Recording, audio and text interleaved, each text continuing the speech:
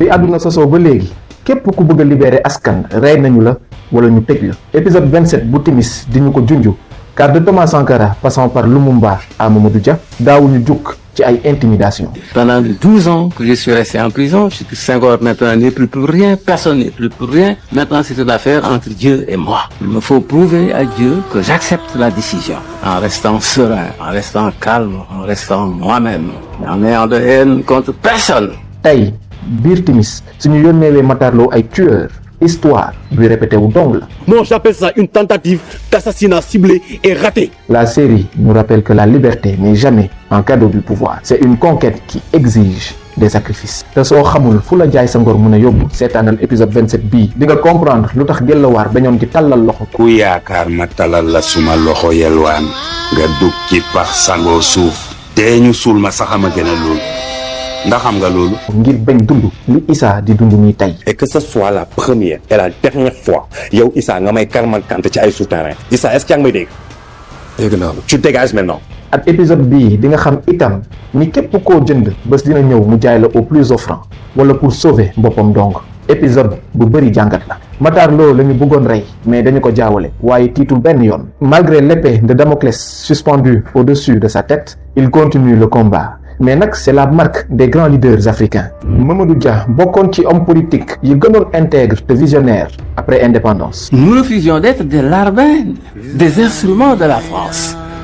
Nous voulions être des gens indépendants. bëggoon Sénégal bu autonome discipliné bu dépendrul benn yoon ci puissance coloniale bi ñu nootoon. lu ñu ko fayee jiiñ ko tentative de coup d'état en 1962 12 ans d'isolement et de prison à Kédougou. Le système a enfermé son corps mais il n'a jamais pu briser sa vision. ndax kàddoom yii duñu jukk si duñu inspiré. J'ai écrit sur le mur un texte du Coran.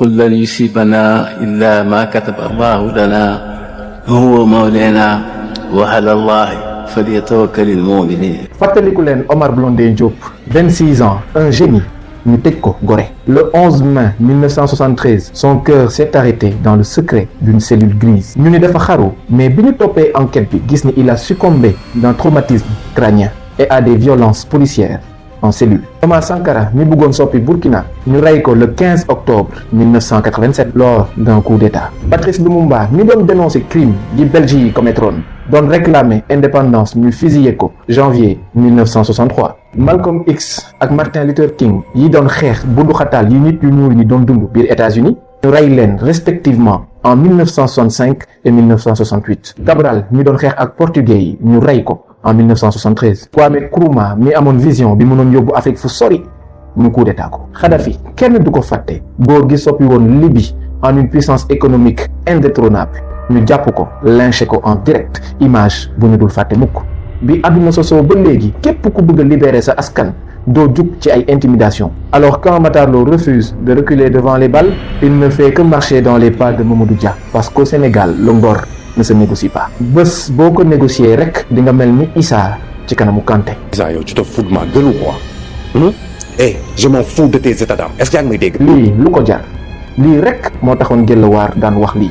ku yaakaar ma talal la suma loxo yelwaan nga dugg ci pax sangoo suuf te ñu suul ma saxama gën a loolu ndax xam nga loolu. segam tàllal loxo di ñaan suñu maam yi sax jomboon nañ ko ngir bañ ku leen ko xoolee wala ku leen yàpp waxuma la ak jëf ju ñaaw ji Issa def jaay sa ngor. mi ngi nii tëj na felaa tey mi ngi koy rëccu def lu ñaaw ngir dërëmu àdduna mënulaa yóbbu fu baax mukk ndax mën nga am say millions waaye dalum xel doo ko am mukk ndaxte sa conscience tant que yaa ngi dund du la mës a wàcc. Issa mi ngi rëccu tey waaye fekk na jëf wees. Kanté mi ngi wax ak moom comme sa doom ci magum jëm olof de daan na wax ni ku jaay sa ngor sa kàddu réer la. Et c'est la loi implacable de la soumission. Quand tu vends ton âme au diable pour de l'argent, tu perds le droit de réclamer du respect et ne t'attends surtout pas à ce qu'il te traite comme un roi. Respect googu nit da koy mérité ci ab jubam ak maandoom ndax celui qui accepte de ramper pour obtenir des pièces passera sa vie à se faire marcher dessus. bàyyi ko xel bu la alalu àdduna mukk jaral ñu lay def ni Issa ngay mel ni serpillère ñu lay toroxal. te li gën a doy waar mooy li Kanté di def Issa la ko aale rakku président di def. et puis boobu ba tey maa ngi wax ngay insister bàyyi su ma la laajee nga naan ma xawma wala mënuma wala yëguma. ndax su Kanté toogee si nguur bi ba léegi daa mel ni aale tax. un homme digne peut être pauvre mais il marche droit. mais un homme vendu peut être riche mais il baisse toujours les yeux. Nit da ngay ñafe lépp lu dunguru di maye sori ko pour siggi fi gor yi di siggee da ngay garder sa dignité ak sa conscience. waxuñu bu la kenn jàppale nag mais bul ko mës a saraxu. la sa ñàkk mayul itam sori ko ndax ku la abali gët wax la fooy xool ku ëmb sa sankal làq sa sutura. wax bii bul ko mës a fàtte na nga ñafe dignité googu bés boo ko ñàkkee rek ñàkk nga ko. jom dootu la yomb ni waa News 221. gis nañ ni Kanté mi ngi daanu au lieu ñu jàng si ñoom ñi ngi xool fan la ñuy dunguru jiwaatee seetuñu fi dëgg féete ñoom daal fu seen jàmmi poche nekk rek. Pour affirmer quelle position est-ce qu'on doit avoir? Non mais il faut qu'on soit au milieu. Ah oui, il faut jouer de la prudence. Parce que j'ai un contact au niveau du ministère de l'Intérieur même. Et qui est-ce? Disons le ministre en question. Ben, c'est formidable. Hier, ils avaient l'image du ministre. Aujourd'hui, ils cherchent comment survivre si le ministre tombe. C'est le comportement classique des opportunistes. tubaab daan na wax ni la peste du ventre n'a pas d'amis, elle n'a que des intérêts. ànd bu lalu ci corruption du sori mukk. Tibak Darwin Kanté waroon na ko xam. koo jënd tey mën na la jaay suba au plus offrant bul sonn. Le rat ne quitte jamais le navire parce qu'il a pitié de l'eau. Il quitte le navire tout simplement parce qu'il a peur de se noyer. La loyauté du traître ne s'arrête que là où commence le danger. waaye bi ma gisee vautours yi di jéem a intimider booy yi des ci syndicat bi di leen tiital en répandant le venin de la peur. yéem leen ci kudd ni roof leen ci gayet lii ana lu ko fi jar ana lu ko fi jar gis ngeen ni mu demee nii ay xale ngeen te nga war a am soxna yow kii am borom kër ngeen fondé famille mais nekk fi di xiiroo ko ngaa yow ay syndicat lu ne ngeen dugg ca. Une société qui préfère vivre à genoux par peur de mourir debout condamne ses enfants à l'esclavage éternel. Le silence face aux cris est une complicité passive. nit du tapet.